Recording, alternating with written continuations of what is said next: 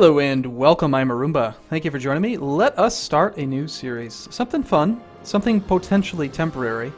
This is right before the Conquest of Paradise expansion comes out for EU4 in mid-January, so I've got a little bit of time, but I'm not sure if it's going to be save game compatible, so if the patch breaks save games, then this series may end early, but we have about a week or two to have some fun. So I just had wrapped up the Austrian Arrogance series where we played as the Holy Roman Empire. Well, excuse me, we played as Austria and we created the Holy Roman Empire. So I thought for fun, I'm going to try playing two things that are a little bit different for me. I'm going to play as a republic, since I haven't done that yet. And the mission, the goal of this series is going to be to dismantle the HRE. We're going to try to kill it, which is probably a pretty damn tall order considering Venice starts off with like 3 or 4 provinces that are supposed to be in the HRE, and Austria pretty much immediately attacks us. And yeah, it'll be interesting. Obviously, we're going to want to become friends with France. We'll see what we can do. So we're going to play. I'm pretty sure... What did I do the difficulty settings on? Oh, it doesn't show it here, so... Okay, well, let's just quick exit to menu and reload.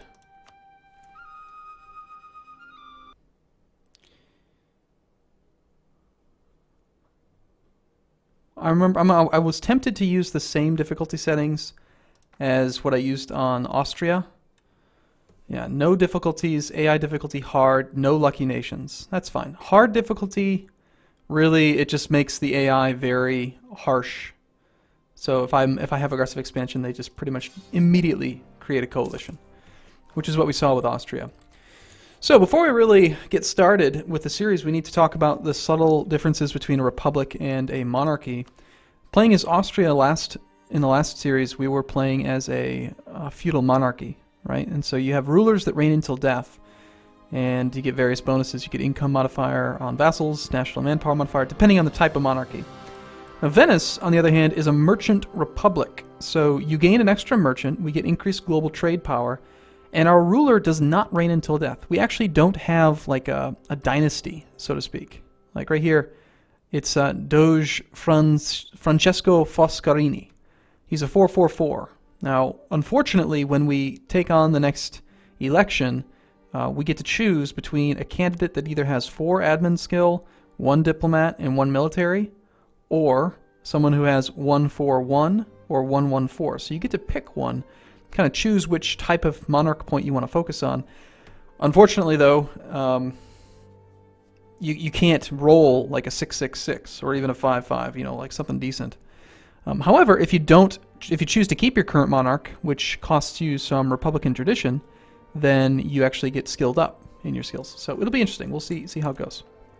So first things first, let's see where we're at as far as relationships. We currently have 3. We have 2 vassals, and we're also guaranteeing the knights. For some reason, we've decided to guarantee the knights. That's just the default starty type thing. They would accept an alliance, but they're awfully weak. Honestly, I feel like unless there's some reason, I can't think of any reason to really support them. I mean, yes, historically, maybe it's a good reason, but no, we're just going to revoke guarantee. That's dumb. We don't care about you. We care more about France. France. Say France. Will you be my friend? France, be my friend. Offer an alliance to France. And Naples. Well, Naples actually starts off the game in a lesser union. They're a union under Aragon, so we'd have to ally Aragon to get Naples on our side. But that's another good option. You know, we get our diplomat back. We go with France and Aragon. And probably one of the members of the HRE that's fairly powerful, like Bavaria or Bohemia, or maybe even Savoy. Now, in my Austria playthrough, we saw Milan constantly attacking Venice. So they would attack Venice, Mantua, Modena, Ferrara, all these people. So we have to watch out for them as well. So let's just put all our fleets together, and we will protect trade in Venice. The other thing that's kind of fun about playing as Venice is that this is a terminal trade node, meaning that no trade can be forwarded. So unlike, say, playing as Portugal, where you end up having all these countries up to the north trying to steer trade out of Sevilla, and you can't do anything to stop it, they just send their merchant there and they just start pulling your money away. No one can ever pull wealth from the node of Venice. It's just not possible. The wealth has to stay here. Unfortunately, though, we have some competition.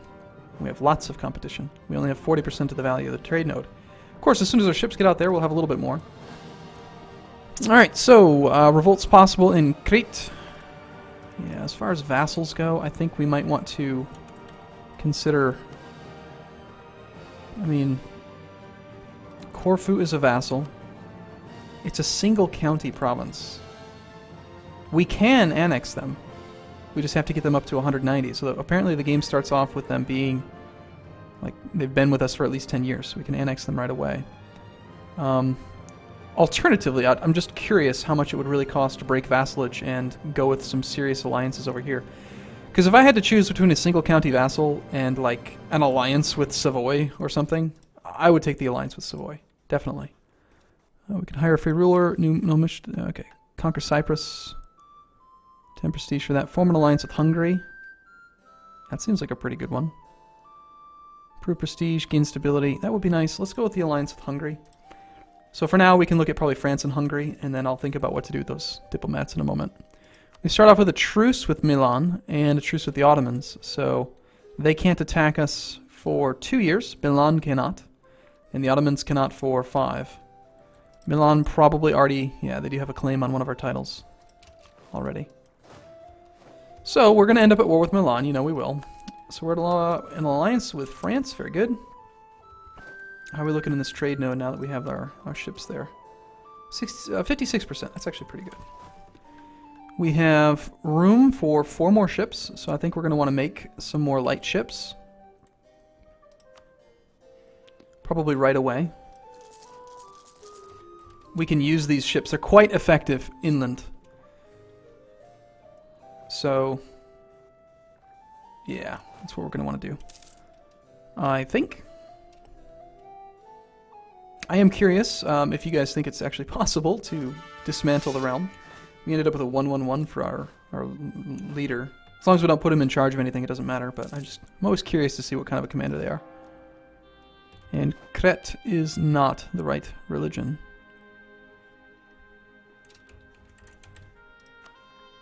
So this is actually ours. It's not one of our vassals. Interesting. Conversion speed. That's just not going to happen for a while. Seems fine.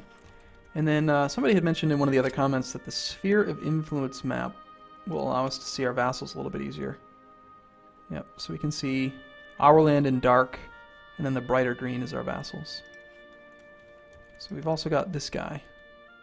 Another single county dude. Like, I feel like they're kind of wasted. Hey, Hungary. Why did you hostile me? You suck. Seriously. Like, already? Are you kidding me? Urgh. Well, there goes 5 years worth of missions. I mean, it's possible that we could maybe make them like us, but probably not. In the meantime, I guess we just try to get in bed with Aragon. Now, we also do not get to do royal marriages because our government just does not, you know, we don't rule that way. So, as far as vassalization goes, we cannot offer vassalization to people because we can never have a royal marriage. So you can't just offer it. You can still attack people and force them underneath you, but you can't peacefully do it. It also makes it a little bit more difficult to annex people because royal marriages provide you with bonus relationship. Commander, our government advisor people. So we can choose between 2 level 1s, national tax modifier plus 5%, or production efficiency plus 10. Well, I feel like right now is probably too early to actually take on an advisor like that. I think we're gaining a good amount of points, but money is very, very important for us at this point, I think, in order to be strong enough to actually resist them. We want to have an immediate army. Let's see, right now we have 10 and 4. And we've got room for 5 more. So let's start making more. Seems reasonable to me. Now, stability still works the same. Prestige still works the same. Republican tradition's kind of similar to legitimacy, but not quite. It's basically just lowers your revolt risk. The Dominican Inquisition, wow. When the Pope, with a view to crushing the Albigensian and Patarinian heresies, endeavored to establish everywhere in Italy the Dominican Inquisition, the Republic resisted its introduction into Venice. The state charged itself to discover heretics, who, when caught, were examined by the Patriarch, the Bishop of Castello, or any other Venetian ordinary. The examining court was confined to a return of fact. It was called on to state whether the examinee was or was not guilty of heresy. Punishment was reserved to the secular authority. This arrangement did not satisfy the court of Rome. An inquisitor was appointed by the Pope, but he required the Doge's exequatur. Wow, Jesus, these words, some of them are crazy. Exequatur? I don't know what that is. Before he could act, and a board was created of 3 Venetian nobles to sit as assessors to the Holy Office.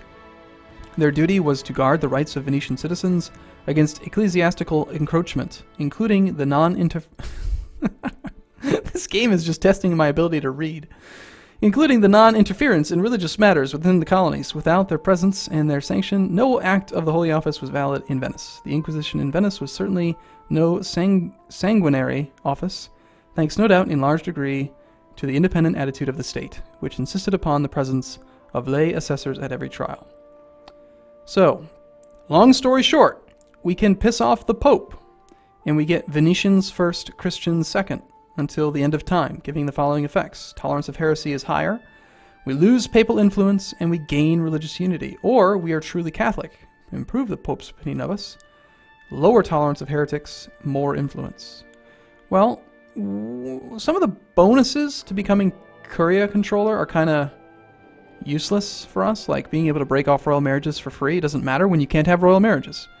However, it is still nice. I mean, being the controller still does give you these things. Stability cost is down, extra diplomat, more prestige, more advisors, and you get an extra leader without upkeep. So those things are good. So I feel like this is fine. Tolerance of heretics, that's fine. We are truly Catholic. Indeed. Good supply limit here? Indeed. You can invest in a cardinal. So we could take this one from Aragon. The likelihood of us actually getting a guy is like almost none. Unless we do some serious invasions and stuff. Attack foreign people. Let's get these ships together. Protect trade in Venice. So we're up to our ship limit, which is good. The trade node is decent, 55% trade power. Income from trade is at 3.7 per month, which actually makes up pretty good bit of our overall income, almost maxes taxation. And that'll increase over time. Playing as Venice is going to be interesting because it's a lot more focused on trade than Austria was. With Austria, it didn't really matter at all. Alright, we want 2 more knights. Well, I guess 1 more knight and 1 more infantry. I want to be at full strength just to try to ward off Austria attacking me. The Holy Roman Empire is going to be dangerous. It is still ruled by Austria. Oh, and that reminds me, how do you actually dismantle the Holy Roman Empire? Well, I believe, I haven't read up on it recently, but if we actually are at war with them and we win, we can force them to revoke their most recent imperial reform. And if you get them to revoke all the way down to none, then the final revocation, I believe, destroys the HRE. So that's the goal. It may be long-term. It might not even be possible before the expansion comes out, but we'll try. Oh, we want to look at these as well. Better relations over time guy. That does seem pretty appealing, actually. And morale of armies guy or land force limits guy would be really good as well. Morale of armies might be just the edge that we need. But we need money. So let's actually drop down army maintenance to, like, none. Well, maybe not none. Let's go down to, like, here. I don't want to lose too much morale. Like, okay, here's a good way to figure it out, probably. Our overall land morale is 1.6 currently. Could be as high as 2.5. Well, actually, not quite. Could be higher than that. Could be as high as 2.6. It recovers at a rate of about 25% per month. Or is it 20? I can't recall. So I want to lower it to save some money, but I want to make it so that we can basically get it back within about a month. So I guess we just shave off about $1 right there. That works. We might also need to take out a bunch of loans or something just to get into a good, strong position in the beginning.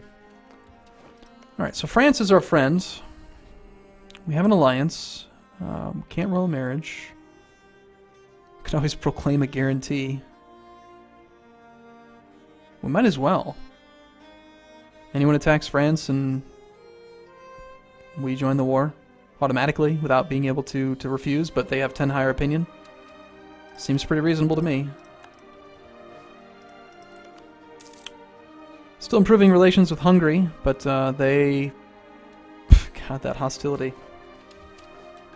I bet you it gave me this mission before they had hostiled me or something. That or it just doesn't care.